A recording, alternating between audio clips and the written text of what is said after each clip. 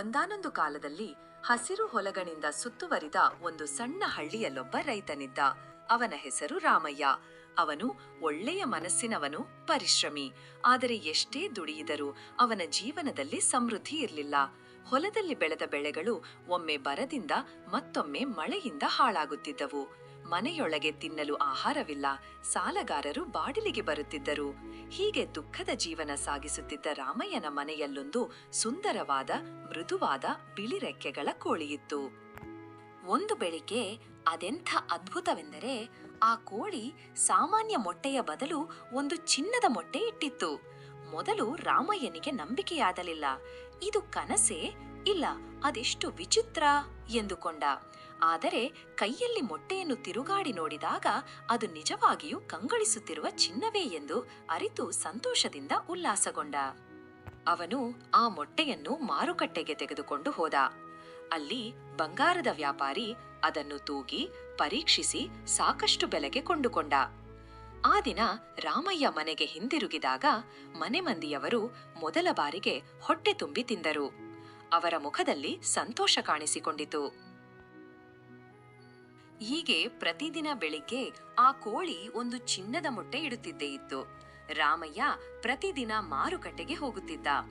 ದಿನಗಳು ಕಳೆಯುತ್ತಾ ಮನೆ ಕಟ್ಟಿಕೊಂಡು ಹಳೆಯ ಸಾಲಗಳನ್ನು ತೀರಿಸಿಕೊಂಡ. ಬಡತನದಿಂದ ಹೊರಬಂದು ನಿಧಾನವಾಗಿ ಸುಖ ಶಾಂತಿಯ ಜೀವನ ಆರಂಭವಾಯಿತು. ಆದರೆ ಮಾನವನ ಮನಸ್ಸಿಗೆ ತೃಪ್ತಿ ಸುಲಭವಾಗಿ ಬರುವುದಿಲ್ಲ.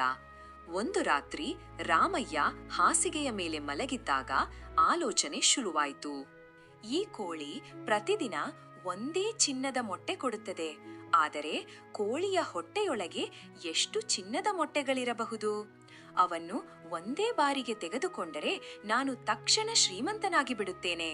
ಇನ್ನೆಂದೂ ದುಡಿಯಬೇಕಾಗುವುದಿಲ್ಲ. ಹಳ್ಳಿಯ ದೊಡ್ಡದಾದ ಮನೆ, ಭೂಮಿ, ಆಸ್ತಿ ಆಲ್ ನನ್ನದಾಗಬಹುದು. ಹೀಗೆ ದುರಾಸೆಯ ಕೀಟ ಅವನ ಮನಸ್ಸಿನಲ್ಲಿ ಚಿಮ್ಮತೊಡಗಿತು. ಮುಂದಿನ ದಿನ ಅವನು ನಿಂತೇ ಇರಲಾರದೆ ತುರ್ತಾಗಿ ನಿರ್ಧಾರ ಮಾಡಿಬಿಟ್ಟ. ಬೆಳಗ್ಗೆ ಸೂರ್ಯೋದಯಕ್ಕೂ ಮುಂಚೆ ಎದ್ದು ಕೋಳಿಯನ್ನು ಹಿಡಿದುಕೊಂಡ.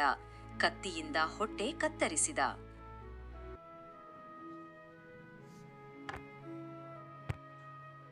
ಆದರೆ ಏನಾಯಿತು ಗೊತ್ತೇ? ಒಳಗೆ ಚಿನ್ನದ ಮೊಟ್ಟೆಗಳೇನೂ ಇರಲಿಲ್ಲ. ಸಾಮಾನ್ಯ ಕೋಳಿಯಂತೆಯೇ ಕೇವಲ ಮಾಂಸ ಮತ್ತು ರಕ್ತ. ರಾಮಯ್ಯ ಬೆಚ್ಚಿಬಿದ್ದ.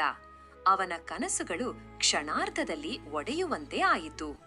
ಆ ದಿನದಿಂದ ಚಿನ್ನದ ಮೊಟ್ಟೆಗಳ ಸರಬರಾಜು ಶಾಶ್ವತವಾಗಿ ನಿಂತು ಹೋಯಿತು. ರಾಮಯ್ಯ ತನ್ನ ದುರಾಸೆಯಿಂದ ಕೇವಲ ಒಂದು ಕೋಳಿಯನ್ನೇ ಅಲ್ಲ, ತನ್ನ ಜೀವನದ ಭಾಗ್ಯವನ್ನೇ ಕಳೆದುಕೊಂಡ. ನೀತಿ: ದುರಾಸೆ ಮಾಡಬಾರದು. ತಾಳ್ಮೆ, ತೃಪ್ತಿ, ಪರಿಶ್ರಮ ಇವೆಲ್ಲವನ್ನೇ ಪಾಲಿಸಿದಾಗ ಮಾತ್ರ ನಿಜವಾದ ಸಮೃದ್ಧಿ ಸಿಗುತ್ತದೆ. ದುರಾಸೆ ಮಾಡಿದರೆ ಕೈಯಲ್ಲಿರುವುದನ್ನೇ ಕಳೆದುಕೊಳ್ಳುತ್ತೇವೆ.